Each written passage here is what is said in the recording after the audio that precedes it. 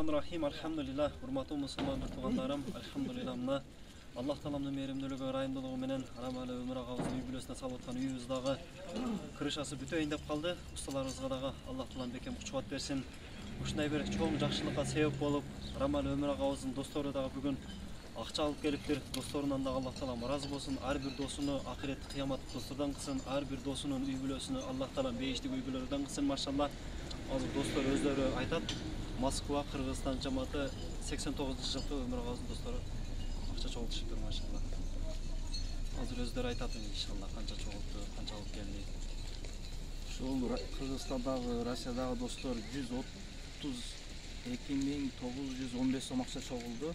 Сону азыр тапшырып коелду, ушу рахматуллук видеосубуздун эмесине. Машалла. Аллах таалам кабыл кылсын.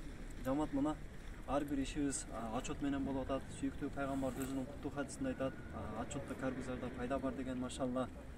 Аллах таалам эч кимиңиздерди кедей кылбасын, эч кимиңиздерди муктаж кылбасын. Аллах таалам ар бирибиздин жүрөктөрүбүздү ыйык хидаят нуру менен, ыйык Куран нуру менен нурлаткан болсун. Ушул агаларыбыздан дагы Аллах таалам разы болсун. Ушул агаларыбыздын үйлөрүндө дагы ачы тойлор, Куран тойлору болсун.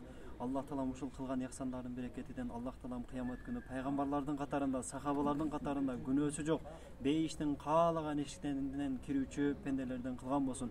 Аллах таалам өзүнүн эң бир сүйкүмдүү пенделерден, сүйкүмдүү пайгамбарыбыздын эң бир сүйкүмдүү үммөттөрүнөн кылган болсун. Ошондо ушул аяш балдарыңызга бир жакшы дуа кылып койсоңуз. Şu kırışaldığın materiallarına akça çoğuldu verişti maşallah. Mali yıkılarını inşallah üstünde soğuk jakşı olsun.